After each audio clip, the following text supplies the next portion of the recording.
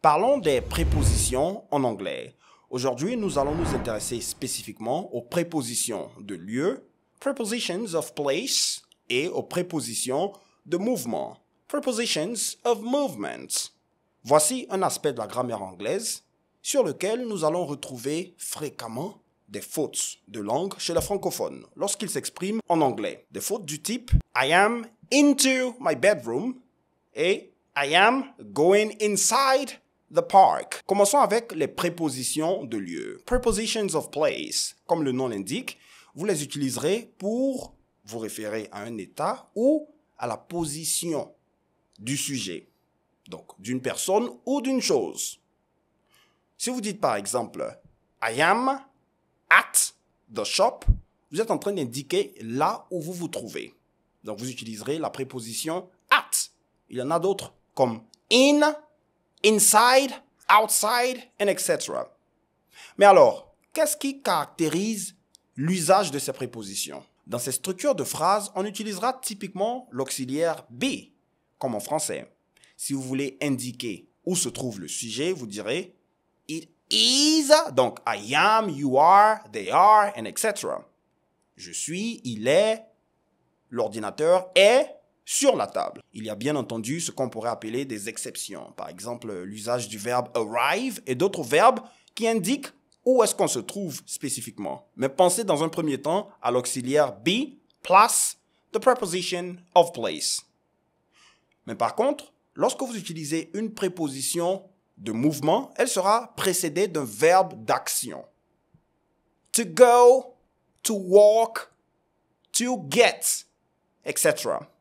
Voici déjà la différence fondamentale entre ces deux types de prépositions.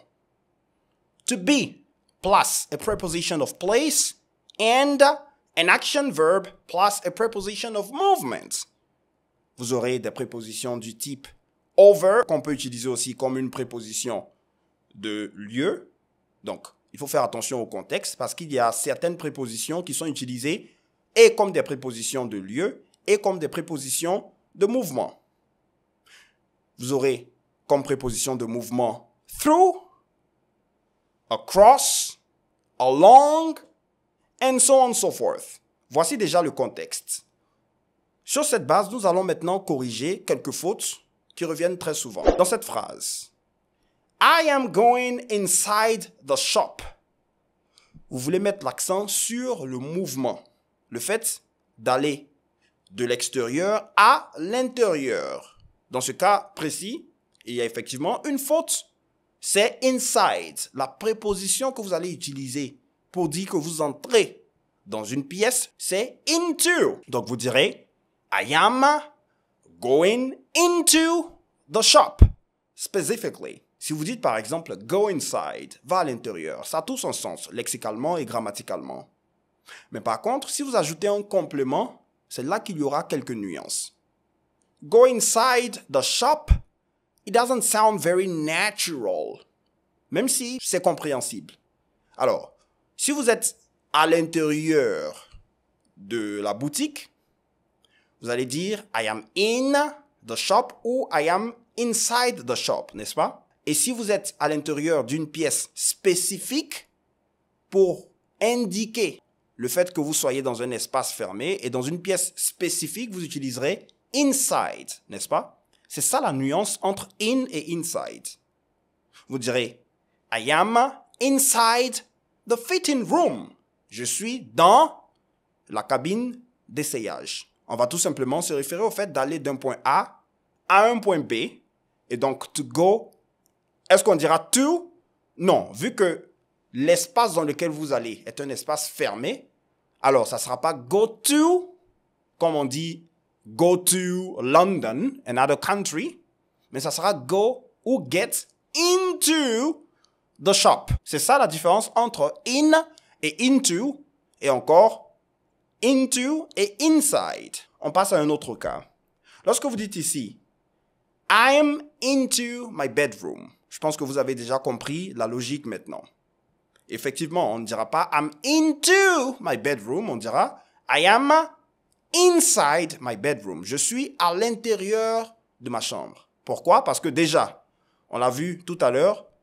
On utilise l'auxiliaire be avec les prepositions of place. Exactly. Pour indiquer où se trouve le sujet. Donc, I am into n'est pas correct, sachant que into is a preposition of movement. Vous direz, I am inside my bedroom. Je suis à l'intérieur de ma chambre. Vous pouvez aussi dire, I am in my bedroom. It works perfectly.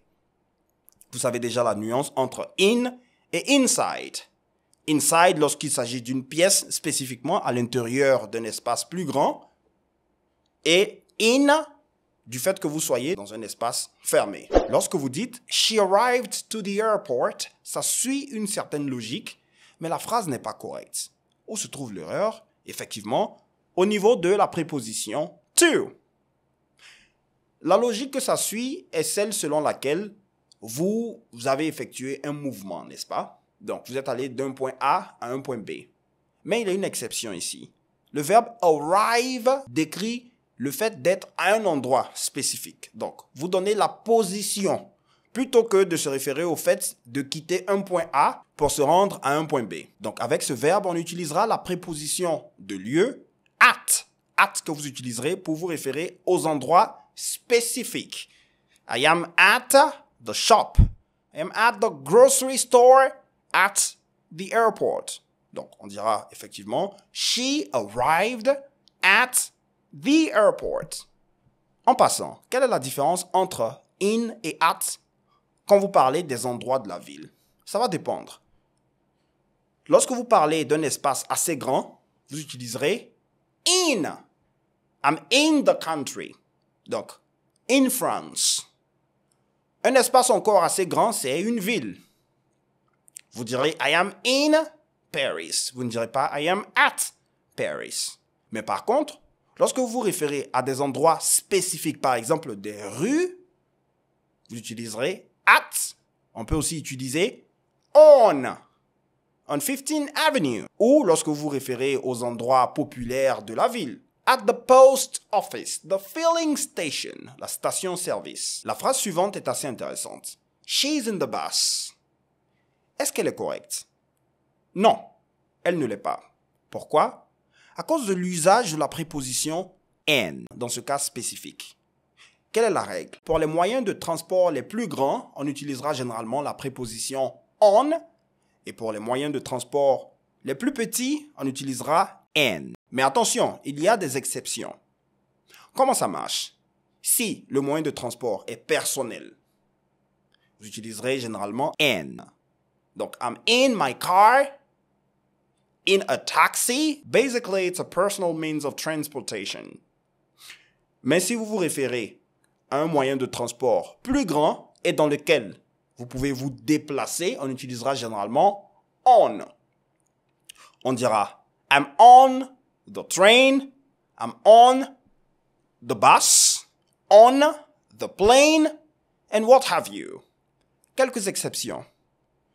On dira par contre, I am in the helicopter. A helicopter is not a small means of transportation and it can be used for personal purposes. Mais on utilisera quand même in. Ça répond quand même à une certaine logique vu que vos déplacements dans un hélicoptère, surtout lorsqu'il a déjà décollé, seront limités. Une autre exception, c'est in a truck. De toute façon, en principe, vous n'allez pas vous déplacer in a truck. And it's for personal use. Donc, il y a quand même encore une certaine logique dans ça, même si le moyen de transport est encore plus grand. Voici la différence entre in et at pour vous référer au moyen de transport. Mais il y a aussi d'autres prépositions que vous pouvez utiliser.